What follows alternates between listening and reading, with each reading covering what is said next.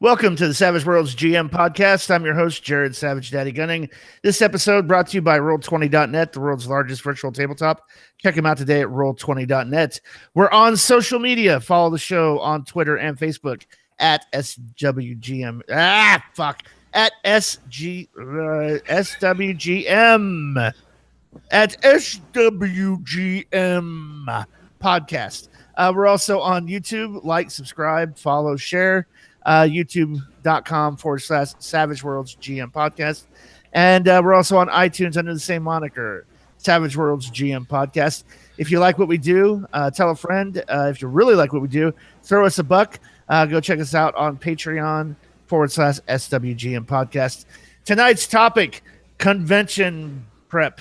Nobody expects the convention. That's right. And here to discuss it, Chris, the Savage Mommy Fox. And are we prepped for this topic? I don't think so. We never prep. Dave, the rules of David Scott. Sleeves. That's how you know somebody has class. And Dustin, the Zealot Smith. 50 inches is a bit much, don't you think? All right, so but we haven't talked about running convention games in a long time. Not just necessarily prep. That's one of the things we want to focus on tonight.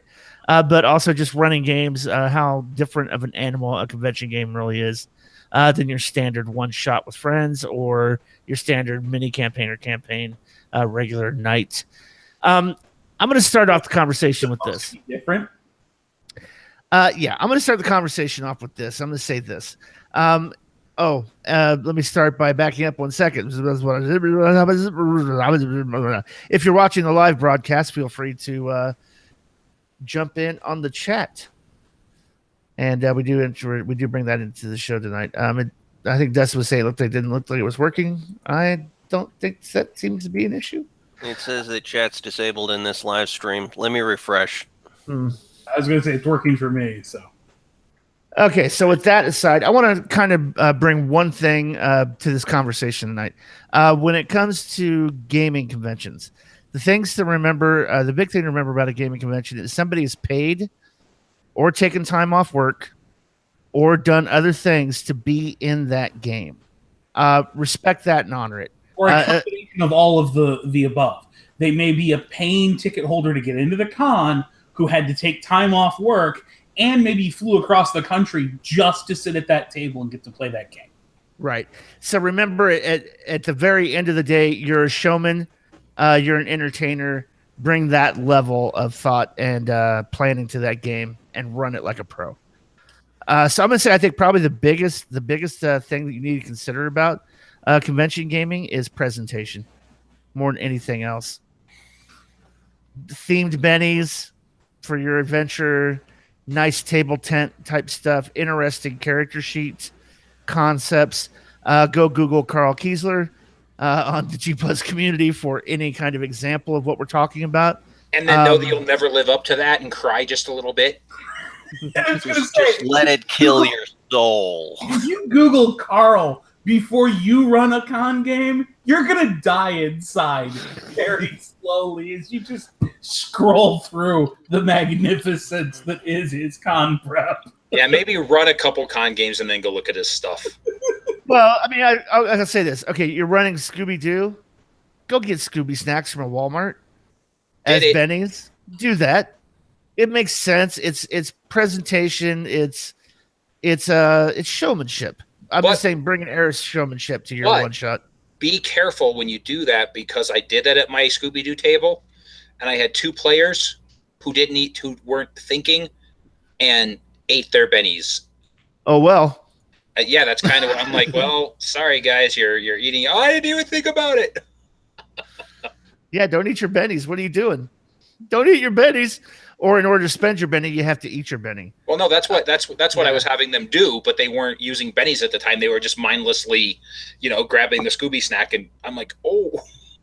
Now I've done it with gumdrops in one thing, and watching a player character trying to soak 6 wounds and shoving gumdrops in their mouth to remake the roll over and over again, drooling out the corner of their mouth.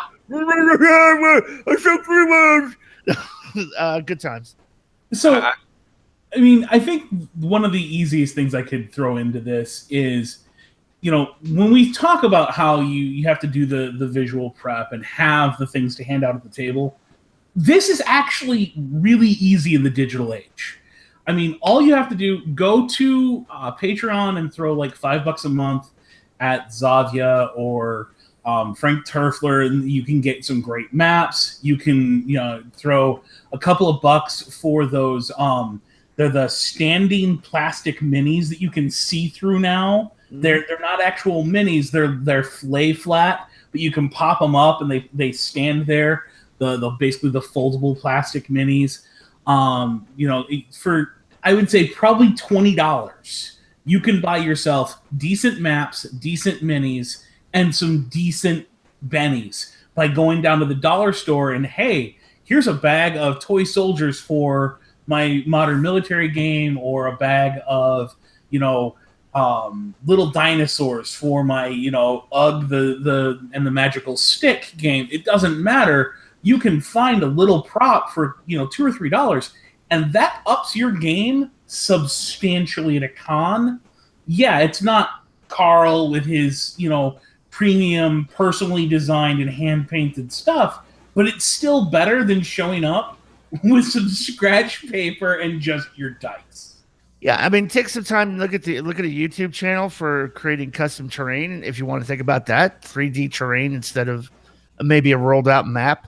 I mean, but the thing is, I would say this too: you need to understand what your game is about before you start to pour time and effort into presentation. I think that a lot of GMs miss out on, because they'll come at it from this idea of, I'm running this game. If you really want to be prepped for a con, you have to come with the idea of, what would I be expecting, or what would I look for if I was a player? So if you're a player, like I recently ran 2 games at Mysticon, and I didn't have anything. It was just fly by the seat of my pants. But I thought to myself, what would I need? Really, you need sort of like characters that come to life and maps.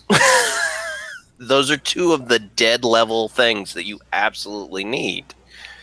But you have to think about, what is it that I would expect as a player, not what can I bring as a GM. And see, I don't know about that, because I don't think maps and minis are necessarily a given. I don't use maps and minis at cons.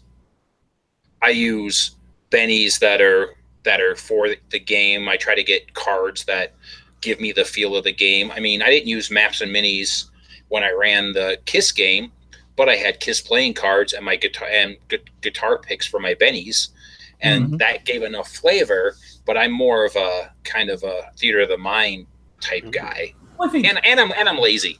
To be fair, I think bennies, cards, and even handouts. Like if the players are going to be handed an old rolled up piece of parchment with the initial quest guias on it or something like that, that one handout Perfect, doesn't have to be everything. That one handout takes your game from something they paid to get into and something they relish the fact they were glad they paid to get into. Yeah, I can see that. I'll give you an example of a game that I ran. Did a comedy version of Friday the 13th for Camp Crystal Lake. All the player characters were counselors. So what I did is I actually went and found screenshots from a Friday the 13th movie, got those on screen, and made Camp Counselor ID badges and lanyards as the character sheet. So they would put on these lanyards and it would have their character's face on it and the Camp Counselor logo and their name. But if they needed to reference it for, well, what would oh crap, I need to make a spirit roll, they could just literally lift it off their chest and the character sheet was on the back. So, I mean, something like that. That's a great idea. It brings a sense of, wow, this is different and unique, but also functional. And that's kind of what I'm talking about with game prep as well. When I do Flight of the Living Dead, it's basically zombies on a plane. It's zombies on a plane. That's all it is. But the character sheets look like boarding tickets for a Southwest flight. Things like that. You don't have to go. And here's the thing, too. It doesn't require a great deal of money or skill to do it. It just requires some creative thinking about presentation. Now, I agree with the other thing too is my goal going to a con. If I'm going to do a one shot at a con, my goal is to not only impress with prep or impress with unique character sheets, but to make everybody else. My goal is to make every other player at that game con jealous that they aren't sitting at this game when they pass by. Oh my God, look at oh wow, what's going on over there? That's kind of what you want to shoot for, is the player at the table across the room when they pass your table to go to their seat going, wait, what's going on with this? Yeah, you What's want this to be game the con about? game that people are asking if you've got a seat for the next game. You want to be the con game where the people who didn't get a seat for a game right now are standing looking over somebody's shoulder paying attention. Even if that's just to the story you're spinning because you prepped your story well enough and made it interesting enough that when they walk by, that you don't have to have anything on the table and they're sucked in by the whoops of laughter or cries of joy from around the table, or even the emotional, like someone sitting there almost weeping because they're about to have their character make the ultimate sacrifice for the rest of the party. That draws attention of other con goers, and you want to be the game that draws that attention and is laying down the best experience they're going to have all weekend.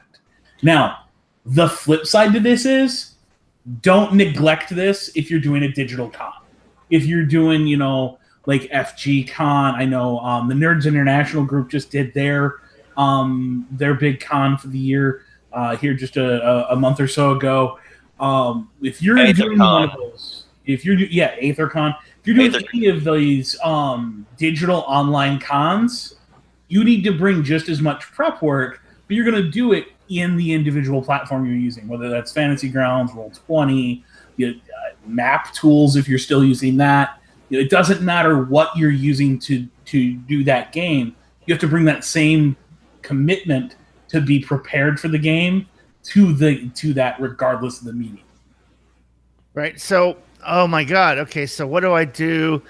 Do you just go grab a Peg 1 sheet and run it as your con game? Wow. How do you plan your con game? I would say you could run a Peg 1 sheet.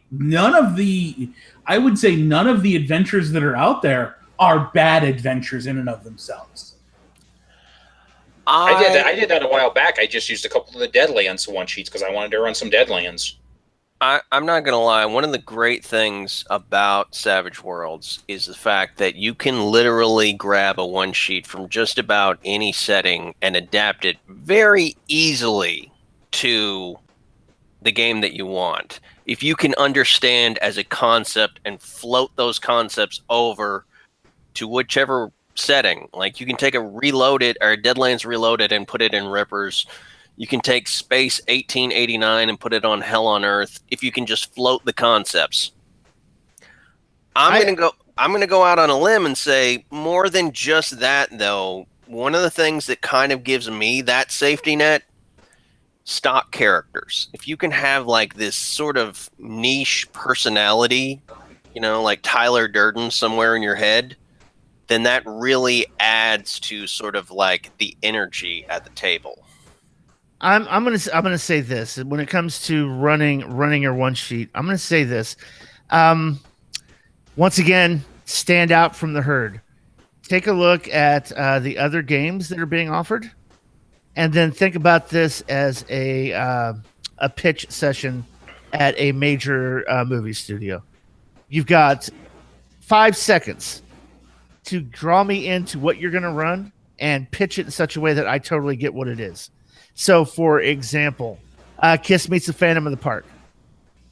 Based on the 1970s B movie featuring mechanized versions of the band fighting against a mad scientist who's taken over Six Flags. It's Kiss. You guys are going to play members of Kiss as basically superheroes. That's a unique pitch. Saying, hey, we're going to do Gem and the Holograms. We're going to take the 1980s cartoon Gem and we're going to turn it into Mission Impossible with gritty damage. And we're going to call it Gem License to Kill. I cannot take credit for that. That is a Moop Wilson creation that I also adapted for Savage Worlds. Those kind of things, when you take an interesting pitch angle, can make it an interesting game. Now, do you have to go crazy pink ninja concept? Absolutely not. Absolutely not. Say, being a good pitch is important because you're gonna have to put that pitch down on the con registration so that you're gonna draw players for your game. So knowing how to do a good pitch is important, but at the same time, you don't have to be Jared Gunning, the master of the B-movie Savage Worlds game, to be able to run something interesting. You can grab a straight one sheet off of Peg's website and pitch it in such a way where the players who are reading that want to play in an adventure they've seen run by someone else before because they want to see what you're doing individually with it. Because that's the other thing with a one sheet. One sheets are not the old adventure modules from D&D. A one sheet is one page front and back that gives the GM some basic cliff notes. Right, you're gonna need to read that and pad that out because that's probably not going to be your 3.5 hours worth of content. Yeah, I mean, to take a one sheet from Peg and turn it into a 4-hour con game, and again, like Chris is saying, you really want to shoot more 3.5 because you got to figure you're going to lose some time at the beginning and the end. I would still though say if you're shooting for that time slot, a one sheet by itself, as is with you doing nothing for it, is not going to cut it. Right. And I'll say this too about the one sheets. As diverse as they are, the one thing they usually do not include are the pre-generated characters. Yeah. So I'm gonna kind of err on the side with Dustin, excuse me, and say that you need to have interesting characters options. You create pre-gens that you would pick up at a con and go, this is an interesting character. I want to play this character. And I'm going to say this about pre-gens. Damn the rule creation rules. You create those things custom for the one shot. Exactly. Yeah. There is no season. There is no veteran. There are no edge requirements. If the person is supposed to have bad eyes because it's a character thought, they have bad eyes. Can they cast powers at legendary? If it makes sense for the game, abso-fucking-lutely. I think one thing to keep in mind, the only rule when creating your stock characters for your con game is the characters should relatively be equivalent to each other. Yes. That way, no player feels like they were handed the short sheet because they showed up last to the table, or they picked the one that had the greatest concept but has got half the skills that the other characters have. So long as they are, functional against each other, I don't care if you only gave them half the 15 starting points or if you gave them 55 starting points. It doesn't matter. The point is not how mechanically sound they are. The point is whether or not they can play in that con experience and be an enjoyable experience for the player. Right, and I would recommend too that you kind of follow the 5-man band trope when creating pre-gens. You should be able to do that because you have written the game or you have the one sheet, so you know kind of what type of characters, and you have an idea of what skills are going to be needed in this game, and how can I make each character shine at a certain point. I mean, you want everybody to be doing something the whole game, but you have that chance to focus that character in on a part of your game where that one particular character may have that one skill that's needed, and it has that ability to shine. So, spend a little bit of time on your characters, your pre-gens. Don't just throw them out there because you know what you need, and you should be able to really create a compelling character.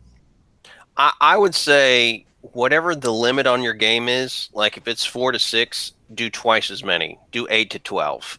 Just because you have no idea how many people are going to show up. I would be careful though not to put if you did twice as many characters as you had seats at the table, I wouldn't put all of those out on the table when people are showing up for the game, because otherwise you're going to have that guy that didn't sign up who wants to sit down. You're going to cause some other issues at the con. But having, a couple extra characters that you built for the game stuck in a folder with you also gives you an option of the surprise extra who shows up when a player character goes down, that here's a replacement character so that player isn't shorted the experience because their character died during your con game. So there's uses for it, but I would be very careful about having 6 players and 12 sheets for them to pick from, because you're also trying to get that game up and running. You don't want that analysis paralysis moment where they can't pick out of the 6 unchosen characters. Right. I don't know if I'm a fan of let as many people into the game as you possibly can either. I think that can kind of dilute the experience, make it a not great experience for the 5 people. In my opinion, if you're running a con and people have to sign up and pre-register, hey, sorry, buddy, I got 5 seats. I'm running the same game again in 4 hours. Feel free to come back and sit in on that one. I got a couple openings. But this whole, we've got 5. Hey, could you possibly squeeze in 2 more? Sorry, no, full boat. Yeah, and I do that same thing. I'm not scared to do that. If I'm running a game and I put that it's a 6-player maximum in the con book or on the website, that's going to be it. And then, like you said, if people don't show, sure, I'm willing to let you take that seat. But right. I kind of tell people also in a con game when you're sitting there getting ready, is that our slots are always 9 to 1, 2 to 6, 7 to 11. That's kind of the Colorado, the cons we do. That's our time. So if I'm running a 2 to 6 game and I have a 6-player table and I've only got 4 people there at 2:01, I'm not going to give away those 2 seats. I'm going to ask somebody, wait for a few minutes. They might be coming back from lunch. They might be running late from the dealer's room, whatever. I give them a little bit of time because I don't plan on starting that game till about 2:15 anyway. Yeah. Right. So Art Fernandez, who actually sent us the topic for this week in a letter, had a couple questions, and one of them is a direct tie-in to the conversation we're having right now about characters. And he said, should you temper the combat so a player does not die in the first combat? Should you make those characters kind of... Do you make your con games with plot armor? And I'll be blunt, you can't. It's impossible. It's not a, no, don't do that. It's not a, don't fudge the dice. We hammer that issue enough on this show. But what I'm going to tell you right now is just simply, you cannot make player characters in Savage Worlds immune to exploding dice. It can't be done. You might put into place some setting rules like Wiggy has, where extras are limited to causing a single wound, or extras dice don't explode, but a wild card could still come along and put down a player character. You might use a setting rule like heroes never die, but for that scene, the character is still incapacitated and comes back in the next scene. You can't protect players from a bad dice roll. You just can't do it. So don't pull your hair out trying. If that's your idea of delivering the perfect con experience, it's better to have backup characters or extras at the table that they can take over, or something else to keep that player entertained and engaged, than it is to worry about trying to always balance everything so the players only die in the last hour. It just doesn't. I mean, what about it? What about his first one too, about pre-running the game for a group? I think that's a great idea. I've done that in the past. Just kind of run that session 0, with your game group or with some friends who might not be going to the convention. I've done that more than once, and they've given me really good ideas. And I've taken those ideas and tweaked the game a little bit, and it's run better. It's run quicker. So I don't think a session 0 is a bad idea at all. All right, spill it, Dave. Eric Lamoureux just said, if you're worried about the players having characters die in the first combat, just roll behind the DM, scream like Jamie Pearson from Nerds International. That way you don't have to worry about it. Jamie takes a lot of shit on the chin for that. But Well, it's almost impossible to if you got a 50-inch screen next to you. You really can't really hide that dice roll. Gary's running the game. The dice rolls are going to show up in Fantasy Grounds on the big 50-inch TV that's laying on the table. Right. But it'd be at least 8 inches tall when you make that roll. But I think the whole pre-run of the game, it's a great concept. Thank you. I agree. But don't do it with your regular group. Make sure you're going to, players you don't play with consistently, a group of people that you met online through the Savage Worlds community, through one of the Savage Worlds communities, something like that. If you sit and play with your regular group, they are going to see the writing on the wall because, quite honestly, 90% of con games are a little more ham-fisted than the traditional game, and your players know your GM style. They're going to play into that, and then when you get to the table at the con, you're playing with people who've never played with you and have a completely different idea about how Savage Worlds plays. So you need to be prepared for things to come up that you've never experienced before.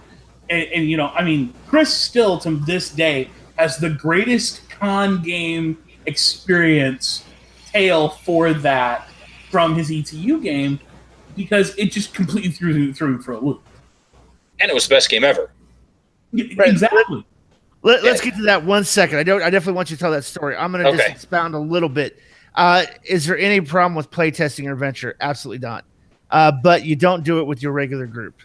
What you I've never had a problem with that. Well, here's what I would recommend. If you want to get a true playtest experience, that's what you're trying to figure out. How do the bugs work? Am I ready to run this game?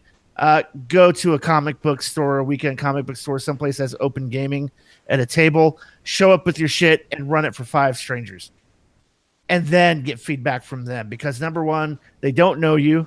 They're less likely to pad their answers to try to protect your feelings like your friends might. You're going to get some more honest feedback. And then you're also getting exposure to, you're used to, for example, running for my group. I know there's certain things I don't need to explain about the rules because they just get it. I know that. We've had those conversations. When you're playing with people you've never played with before, it's maybe the first Savage Worlds game. And you may learn from doing that playtest, oh crap, I have to go over the basics real quick before we start. You always roll the wild die and trait die together. You don't add them. You take the highest. But you may have to go over some of the very, very basic rules if you don't have players who've ever played Savage Worlds. And I think you're going to get more honest feedback from a group of strangers and a more realistic road test of that adventure from playing with complete noob strangers than you're going to get with your group. But Chris, go ahead and tell your wonderful ETU con story. All right. So we are running a 8-part series at the local Denver cons, taking people from freshmen to graduation. And so sat down on a Sunday afternoon with a table, a lot of people who've played in my games before, a couple of them are in one of my game groups, and decided it was, first session of the 8-parter. So the characters didn't really know each other. So I said to myself, how can I get them to know each other? We'll do an interlude. Well, how can I do this interlude? I'll have them go to a frat party. So I got them to the frat party, and for the next 3 hours, little over 3 hours, they never left the frat party. We never got to the actual adventure. Those guys came up with a name for themselves. They call themselves the Short Bus Posse. They've played in multiple games in this. And they always ask me, so you think we're going to get to the adventure this time? But it was great because they walked into the frat party and it just started flowing. Things just started happening. They started doing things, riffing off of each other. At one point they had a karate dance off on the front lawn, a mixture of martial arts and dance. And then the vampire LARP group, who was not invited, came and crashed the party. And it was just went on and on and on. One of the characters, his bicycle got put up in a tree. There was shenanigans at the swimming pool. And, and none of this was planned. And it has been the best game that I've ever run at a convention. And it was awesome. And they played off of each other. What's that? I said, just let me clarify here. Are you saying a con game or any game doesn't have to be a railroad? No, it doesn't. Blasphemer! Just, and I had never really done that before at a convention. I was always one of those people who I had my adventure and I had my 4 scenes or my 5 scenes, and I would always go, oh my God, I'm going to run short, because I always think my games are going to run short and then I never finish them. Yeah, I was So, gonna say, so you I have worry it's not enough, and it's always too much. right. I have pacing issues, but you can go in and have something planned like that, and the characters and the players can take it another way, and they still talk about that game. Well, and I'll say this too: if you're going to run a convention game, one of the great things about using a one sheet from Peg as a template for designing your con game, if you look at those are very open world. They're not railroad tracks. They're plot seeds with some ideas about, well, here's something about what the characters might do. And if they decide to kind of take this general course of action, here's a response. But here's the thing. If you're going to run a Savage Worlds one sheet or a Savage Worlds con game, you better be prepared to be an improv GM. You better be able to embrace that. Okay, we're completely off script. And I'm okay with that. I'm not going to panic. I'm not going to try to force everybody back onto the trail. So my experience thus far, you're going to get kind of from 2 camps when you run a con game. You're going to get the camp of the people who are showing up to a con game, buying into the concept of a con game, who are there to play a curated experience. Otherwise, the other end of the spectrum, you're going to get dyed-in-the-wool Savage Worlds players who are there for a Savage experience, and they don't care about your curated content that you've come up with, and they are going to find the first opportunity to take a left turn and go out a door that you didn't plan to have. And lo and behold, there lies adventure. Yeah, and you could have a mix of the two. I mean, we've run an ETU game with the creator of ETU, where that asshole took it completely off the rails on purpose. You wrote the adventure you were running and intentionally derailed it. And I'm sure just to see what I would do with it, and which is fine. You can let a player character go completely. You let players go completely off script, entertain that, improv, roll with it, and then find some way to bring the story back on track. You can absolutely do that. And here's the thing: I think you're going to find more than anything else, a con goer is not going to yell foul about railroading. They realize, hey, listen, we're on a short time. This is a one adventure. I'm not overly precious about my player agency at a con. We're trying to get through a 4-hour session and complete a story. I think everybody who shows at the table kind of accepts that. Like, you can lay down a railroad. Or they should. They should. You can lay down a railroad, and not a lot of people are going to roll their eyes and go, well, man, you're stepping on my role play. I don't think you're really going to experience that at a con. But I would say approach it, be ready for them to completely take it off script, and you got to be okay with that. You got to know the session, the tone well enough that you can roll with those punches. Now, can you have enough material prepared? Hell no. There's no way of knowing between what the players are going to decide to do, an individual action, the repercussions that can happen, exploding dice, adventure cards. There's going to be no way for you to really plan out every permutation of what can happen. And you can do what I did at the end of the ETU game, the first session. I gave the Reader's Digest version. I'm like, well, this is what the adventure was going to be. So when you get ready to play part 2, if we make it to the adventure, at least you'll know what was supposed to happen. Well, and I think that there's also something to be said for, even if we're not talking about the improv thing, let's say everything goes exactly to plan, you're still going to have things that happen you didn't plan for because Savage Worlds. You're going to have the player who says, oh, so I'm trapped in a helicopter flying over downtown Los Angeles with the big bad. I push him out the door. You're going to have the player who goes, wait, so we infiltrated me and I'm standing next to the big bad as he gives the order to his men to fire. I turn around and knife him in the back. You're going to have that moment where your players have done everything you expected them to do, and then lo and behold, they're going to one-shot something that you didn't expect.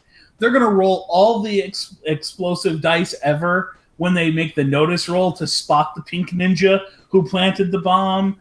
they're going to suddenly derail the whole adventure in a manner that has nothing to do with them being disruptive players, nothing to do with them going in a different direction, and just simply they rolled really well and jumped over half the challenge you built into the scene. Right. I'm going to throw something out there. It's like I'm going to pretend, for the sake of this analogy, that I'm George Lucas, and my first A New Hope, a Star Wars movie that I'm showing up, is a con game. Now, I've got this general idea about the Force, and I kind of know how magic works. I've got a pretty good, solid foundation on how magic works. I know there's a Wookiee. I know there's a Han Solo. And I know at some point we're gonna rescue a princess. That's what we're gonna try to do. So I have some very basic, sketchy outlines about what this adventure is. Now I kind of know where it begins, when we've reached the middle point, and when we've reached the end of the story. I have that much plotted out. However, I'm not prepared for when Han Solo shoots Greedo at the bar, because I did not see that coming. So what I had to do is go, okay, well, what's the world's reaction going to be? Well, it's Mos Eisley's. People get shot all the freaking time. No one's going to pay any attention. All right, that's what happens. I mean, you got to kind of approach it with that in mind and go, okay, wait, the players do what? They willingly dive into a trash compactor? Okay, how do I make this more interesting? Ooh, there's a trash monster in there. Genius! And then find some easily escapable way for them to actually get out of it, because the point is not that the characters die in a trash compactor. They split the party on that one, right? Yeah, that's a split party moment. That's when you split the party. Savage Ram brings up the idea of trying to teach the game at a con, and wanting to tailor a few encounters and a few scenes to teachable moments, so that maybe the first half of your con game is maybe a little easier going, to give everybody time to get their feet wet, their feet under them for the game. And again, I think this runs into the problem we're talking about here. You simply can't plan around Savage Worlds, and you also can't plan around what the players are going to do. You might set up these real softball first encounters that the players never get to because they got too busy at the frat party. Or you might plan the big event where you're going to have a combat that's going to teach them about combat maneuvers and all the different stuff that one of your players just rolls all the explosions ever on a headshot and ends the combat in a single attack on the first round of action, and everyone else learns nothing except that, wow, I guess Savage Worlds is pretty deadly.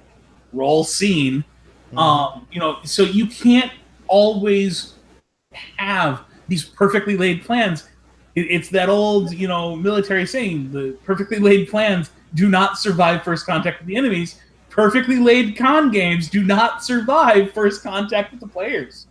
Well, I think there's this a little bit of a preloading preconception about what a con game is based on D&D. Because I keep seeing this coming and comment. How many combats should we throw in for a 4-hour? What's the correct pacing for combat? Should we do? You can't. And what Dave and I are trying to say and tell you is you cannot balance a combat encounter down to a mathematical equation in Savage Worlds like you can in D20.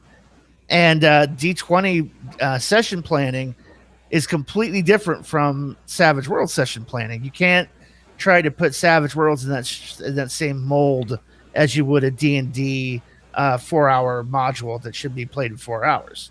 So I want to say it was about 3 or 4 years ago. It was the first time I actually started playing with a much larger audience on online games like Roll20 and whatnot. And I got invited to one of Eric Lamoureux's games. And he was running a Muppets meet Sin City kind of mashup. And that game had all kinds of specialty rules coming out of the Sin City side of things. But what it ended up really truly being is about an hour and a half of the party all sitting around talking about the plan of how they were going to do the infiltration, and 2 combat rounds at the end of it that was the culmination of all that planning. Now, that sounds like a pacing nightmare, but every single player in that game was absolutely engaged in an hour and a half conversation as they were plotting the downfall of the big bad. By comparison, I played in another one of his games, which is, I believe, up on YouTube still, where he ran nothing but combat, combat, combat, combat, combat in rapid succession with little interspersed nuggets of story as to how we got from combat to combat, because that was what those players wanted. And again, all of them were absolutely to the hilt engaged. And I mean, you saw people running across the tops of people's heads and jumping on top of giant spiders. I mean, all kinds of really interesting stuff happened in the all combat game. Just like an hour and a half, all the players were engaged in really interesting ideas for how to take down the big bad. We can't tell you the perfect pace for your game. All you can do is take the temperature at the table and give the players enough rope to run with when the entire group is having fun, and then find a way to take whatever they've done to bring it to a resolution at the end of the game. And that's the other thing I would say. The only thing pacing-wise you need to worry about in a con game is the resolve. Players want a payoff at the end of that 3.5, 4-hour session. They want something. Doesn't matter how good, bad, or otherwise it is, they want something to be the epic climax of the session. Right. And I would say this as a trick. Let's say you reach your resolution at hour 2 or hour 2.5 or 3, and you still have an hour to go and nobody's got another game going. Draw interludes and role play out the interlude with the rest of the party. Say, hey, we're gonna do a kind of a movie style prologue. What happened to the characters after the adventure? Okay, so the big gun-toting fighting McFighterson. We draw a card. Oh, spades. You're gonna set up the scene for us. Some scene where you're gonna be victorious, or you expect to have a victory, and then we're gonna play out a shootout at high noon with all the other player characters involved. I mean, there's kind of tips and tricks that you can play if you need to extend that. But Dave's absolutely right. I would say too that the other thing too is to make sure that what you're bringing to the table matches the pitch.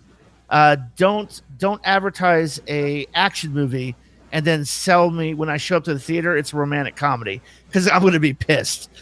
If the trailer made me believe this was going to be a shoot 'em up action movie and there's one combat scene from that trailer when we get to the actual game, I'm going to be pissed as a participant.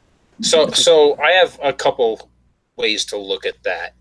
Also, if you end and you still have an hour left, talk to the table. Say, hey, we've come to a logical end point right now.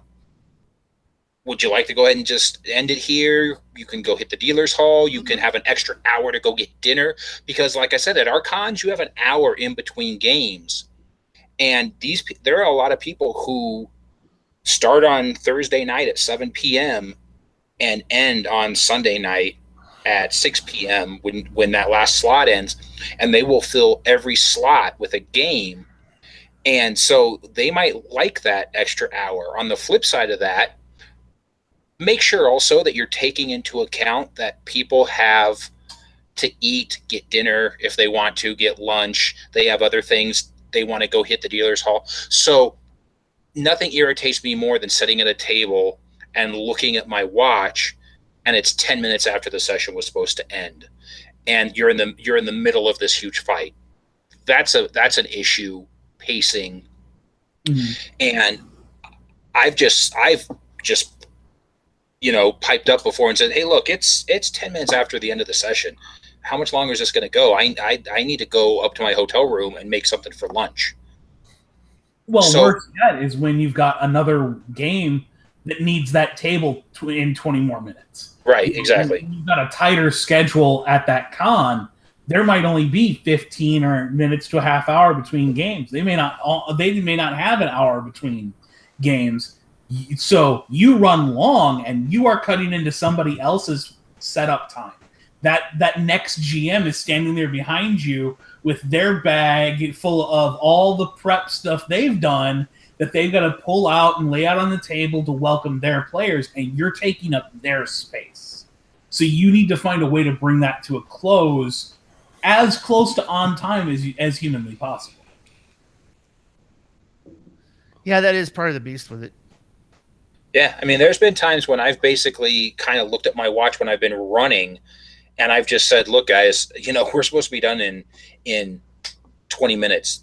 We're not going to finish, so I'm going to give you the recap of what was going to happen." And I think something to look at too is keep a copy of that quick combat rules with you, because you could certainly go through that quick combat there if you really needed to towards the end to help get that resolution if you wanted to.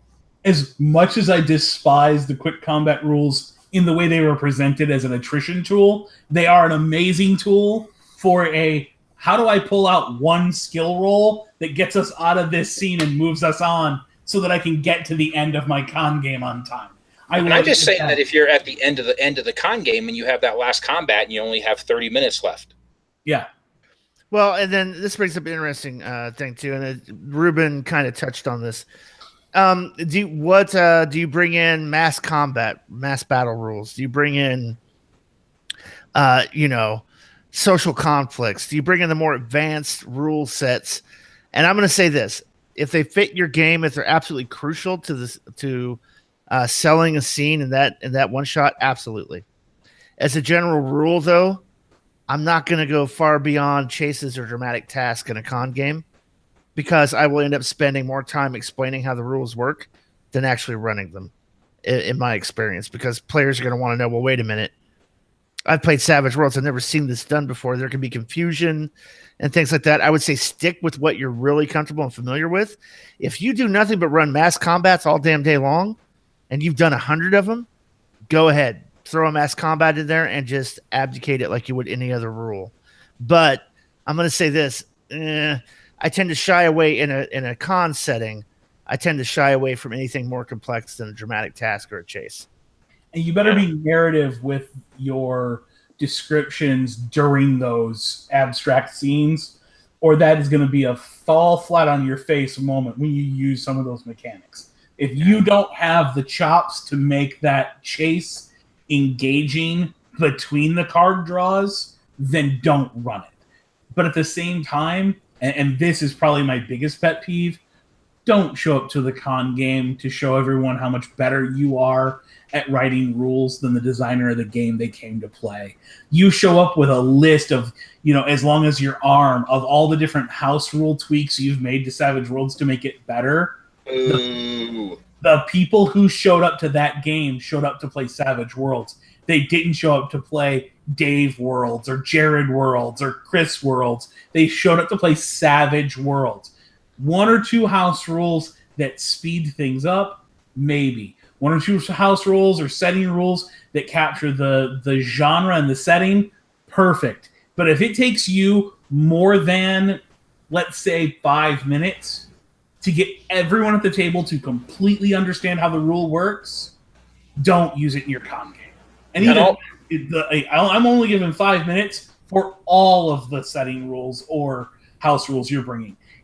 That's the allotment of time you have at the beginning of a game to set that up, or else you're losing players' interest because you're using the con time to explain rules that they've never heard of.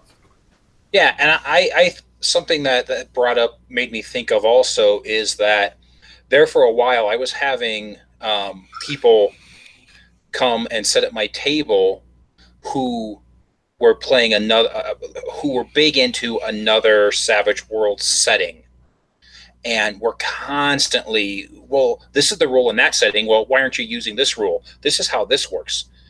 This, as a GM at a con game, don't be afraid to say, well, I'm not running that particular setting. I'm running setting X, and that's not a rule in this setting. And move along. But, I had a few of them, and they did it to me multiple times. And I kind of did get a little snappy, and I said, hey, look, I'm not running that setting right now.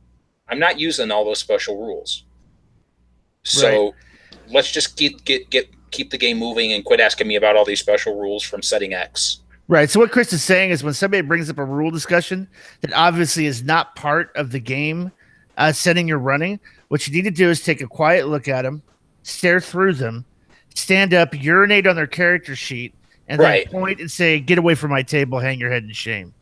I mean, I think there's another Set the tone easier for the other way. people at the table. Oh, did I misinterpret something? I mean, there's an easier way to establish dominance than with excrement. I don't know. It works in the animal kingdom. Pretty effective. If it ain't broke. Yeah, this is why we're not allowed in hotels anymore. So what? Okay, I agree. You're right. The polite mannered thing to do is a full table flip. Right. I mean, No. that's. Oh, I you mean, think? it's- Interesting. You think we should use that rule? Do you? That's interesting. I hate you to flip think the that's- table and go. You can do whatever you want when you run your own goddamn game. Now pick up your shit and do what I say. Oh, I like it. It's oddly the mature alternative. Wow, that was oddly specific. I don't know where that came from. No, I mean, con games are obviously the moment where you get to show off that you're the GM and have all the power. Right. Just ask Jared. You can make small children cry That's right. and leave your table. That's right. Teach them. Learn them good, boys. Teach them all the way.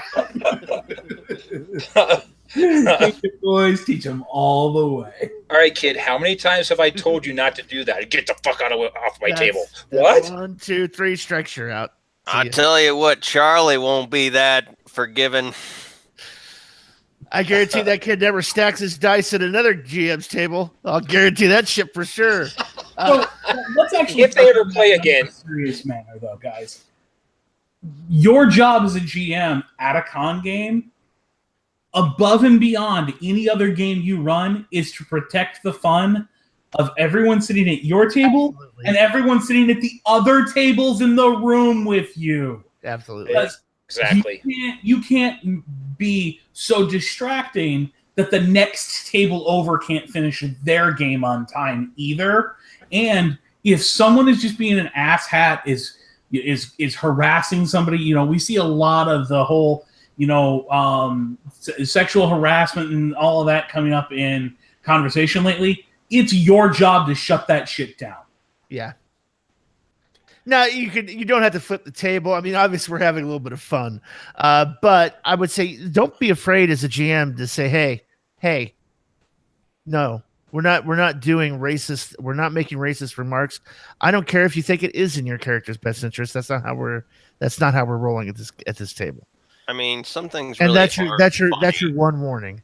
I'm sorry, that's your one warning. We have an adult conversation real quick at the table in 2 seconds. Go, hey, that's your one warning. Do it again, and I'll be asking you to leave. Right. The 3-strike rule is all well and good for home games.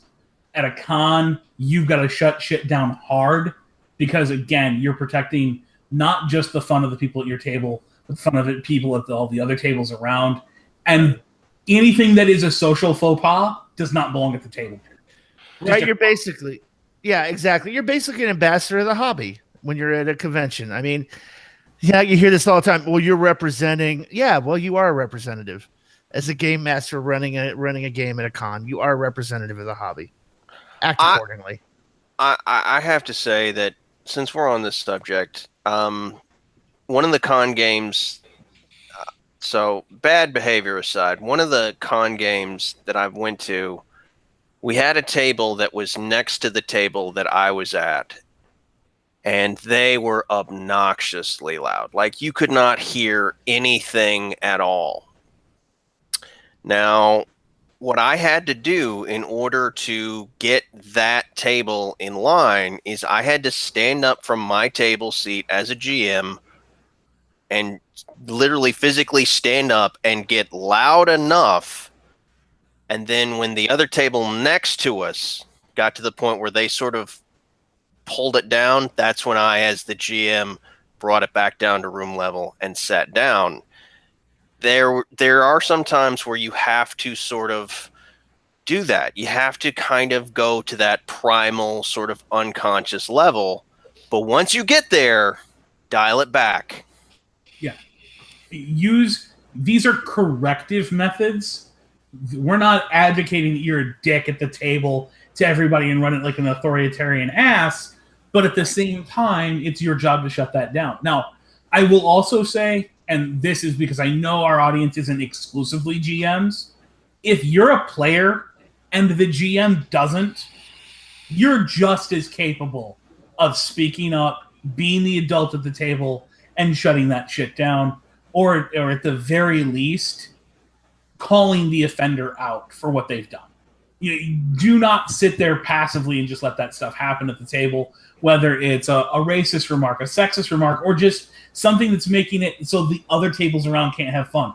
You get that guy who's constantly kicking his chair back and leaning over, or reaching over and taking other people's dice to make dice rolls.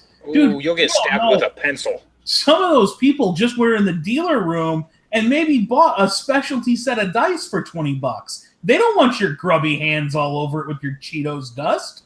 That's not your property. Keep your hands off of it. Yeah, there's a good deal of parenting that goes along with being a GM or a player in a con game.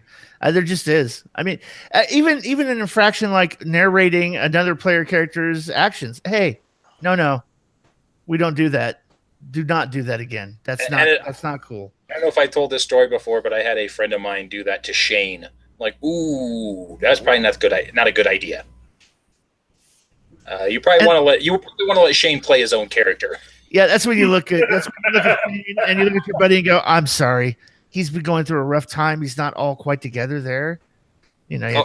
I wasn't in the game, but I heard about it, and then I'm like, "Oh, I know who that is, Shane. I'll talk to him." Then you turn around, take your cap off, and swat him a couple times, call him an idiot. Yeah. Yes. Take off, and the Rocky Mountain Savages hat has to come off. So I want to make sure that we've broached all the topics we need to. Anything else in the chat room? I mean, we covered pacing, I think, to a certain degree. Yeah. I mean, to the best you really can with what you're going to run, without knowing what you're going to run. I would say if you're brand new to con games as a GM or even a player in Savage Worlds, and you want to show up and bring your A game as a player to a Savage Worlds con, the best thing to do is just go get knees deep in it. Go to the local gaming store, the local friendly gaming store. Get into any game you can, online or otherwise, and just put in some hours. Get some hours under your belt, some experience. Read the rules. Make sure you understand the rules as much as they matter. I would say this. I see this happen a lot of times at cons.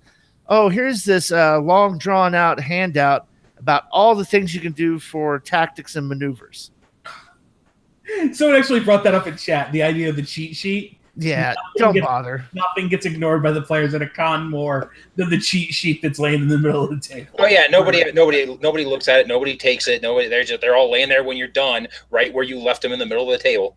If you want players at a con game to take the combat maneuvers or tactics and things like that seriously, then get a ringer to sign up for the game who's going to use those tactics in front of them. It's the only way. Or you use them. Or use them as the GM. Yeah, you use them as the GM and go, hey, look, this is things you can do. Till we're blue in the face. The GM using the tactics does not teach the players to do it. Seeing another player use the tactics and beat the ever-loving piss out of somebody always gets the This is true. This is true. Very true. This is true. Like, what the hell just happened? I've been telling you can do multiple actions. On a more practical note, I think the other advice to say is this: show up to the game prepared like a kindergarten school teacher. You want to have extra dice, extra pencils, extra erasers, any supplies that are necessary to run the game as a GM, bring them with you. Yep. Yes, I know it's not your responsibility to provide dice for everyone.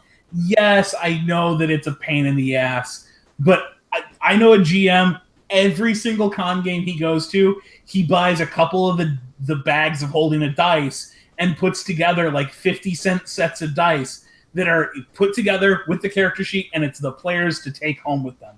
He literally doesn't want them back. He only brought them to make sure everyone has a set of dice, everyone has a pencil, the whole 9 yards. Yeah. I'm going to say this. Do not take anything to the con that you are afraid of losing, because you will come back and you will be missing cards from your deck. You will have odd bennies in your benny stack. It's just going to happen. A case of the clap. Dip in your your iPad screen. Right. Like, always carry a mallet. I would say this too. The other thing too about running your adventure, understand what the scope of the play is. Understand what the motivations of everything other than the players are in that game, so that when improvisational moments occur, you're ready to roll with them. There is a certain preparation that comes with improvisation, and that's just familiarity. Just knowing what this game is about, what the plot hooks are, where they're at. You know where all the skeletons are buried in that world. You have an idea of how your NPCs are going to react. Do a little investment. Make sure your NPCs are unique and memorable. I think it's probably one of the other things that goes kind of unnoticed. Like, okay, well, combat this, and I got to have the right monster stats for the dragon, and the dragon should have tactics. Yeah, well, what about the barkeep? He's just talking head number 3, talks the same accent you do, doesn't have a name. You don't know what his motivations are at all. I'm not saying you have to have, a 20-page biography on Ned the barkeep, but pick out a couple things that are interesting about that character that you can role play through voice acting or, facial expressions, body movement. Yeah, mannerisms. Yeah, do something. Know something about your NPCs. And I would say this, I'll say this to my dying day. If I could ever perfect a Christopher Walken impersonation, I would definitely slap that on an innkeeper because that's nothing else. Your players are going to go, oh God, let's talk to the innkeeper again, just so we can hear Christopher Walken. Funny voices are great, but they're not required. Yeah. Specialty card tents for the table are great. They're not required. But something that is required is player character sheets that they can literally look at, and in 30 seconds, they know how to play that character. You don't want to have, 2-page biographies for the pre-gens. You don't want, to make the characters overly complex. They're at your game. They want to play an archetypical character so that they can sit down in that pair of pants and run with it and have fun. They're Right. not there to play the quintessential example of the greatest depth of character they're ever going to have in a Shakespearean play. No. Right. So your character description or your character sheet should say, John McFidery of McFidery Town is a square-jawed hero who settles the arguments with his fists. That should be the entire character description. You should make sure that the edges are spelled out as far as what the rules implications are. Don't make them have to go reference Savage Worlds off of their character sheet. No, I go into the quick reference of the edges, and I copy and paste that, and I print those out, and I staple that to the character sheet. Yeah, I'm recommending actually putting it in the character sheet. So if I've got a character sheet and I say, hey, you got the two-fisted edge, I'm going to give a short blurb about what that is right there on the character sheet. Yeah, and see, I use a Hero Lab a lot of times, and it always cuts it off. So I normally just add it to another page. Yeah, I mean, whatever you need to do in order to get it done with what you're doing. I'm just a big fan of really tailored character sheets that spell everything out for the players so they know right there. They don't have to go reference something else or look at another sheet of paper, especially if they're brand new to Savage Worlds and don't know what the two-fisted edge does. Yeah, I was going to say, especially when you don't know your players. You might be sitting down with the person who has 10 years of experience with this system. You might be sitting down with the person who was like, what's this Savage Worlds thing? And just signed up for the game. They have no idea who you are. They have no idea what the setting is. They have literally no idea other than, I'm going to try this out.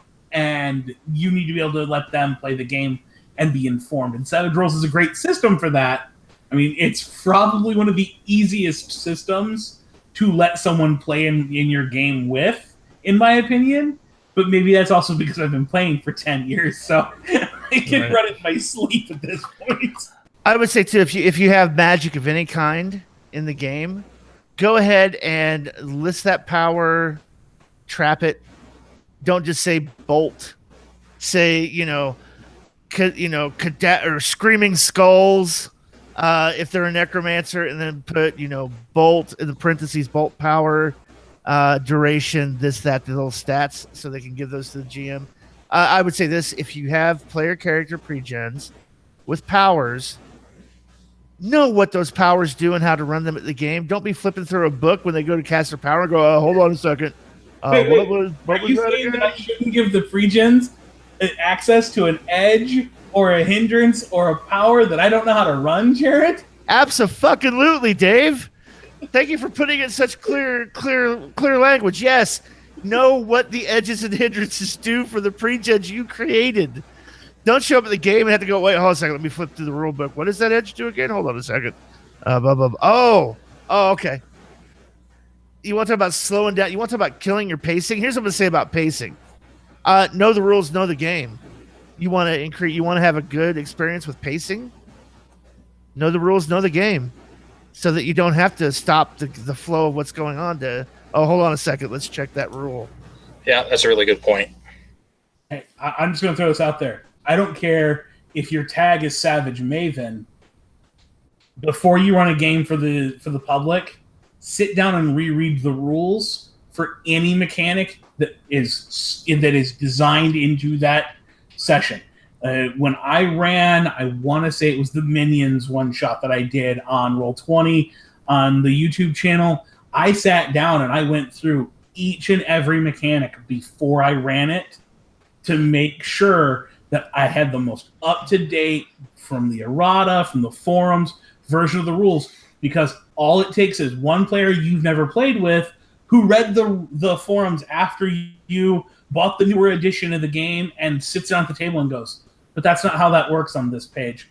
And you're going to have a derailment of the game. It doesn't matter if you handle it in 30 seconds or if it takes you 5 minutes to get past that rules discussion. It's going to derail the game, and you don't have time for that in a 3-hour, 3.5 hour format. Right. I'll say that's one of the things that bugs me as a listener to actual plays of Savage Worlds is listen to a GM go, but oh no, wrong. That's not how that rule works. No, wrong. Do their players know any different? No. Does it this experience for anybody else but me? No. But I'm sitting there screaming at the podcast. The GM going, I'm the exact same way. You're doing it wrong. That is not correct. I'm the exact same way. I did that about 2 weeks ago. I was listening to an actual play.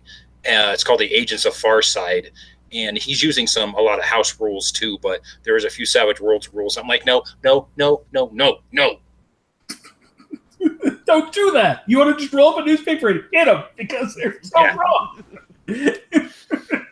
I would say also, too, I would recommend one thing at the con. Use the Clint Black method for dealing cards. Hand the deck to the player at your left. They deal action cards until a joker comes up. Then they pass the deck. They get a Benny. They shuffle the deck, and it moves around. Hand the deck to them with a Benny on top of it as payment for being the dealer. Yep. And then when they get when a joker comes up on while they're dealing, then it moves to the player to their right or their left. It comes all the way back around. It's a little bit of engagement. Decks of cards. Yeah, one for you. Oh, yeah, I always use 2 decks of cards. So that you can slide it to that next person, and the last person pulls all the cards in, shuffles it one last time, and hands it back to you.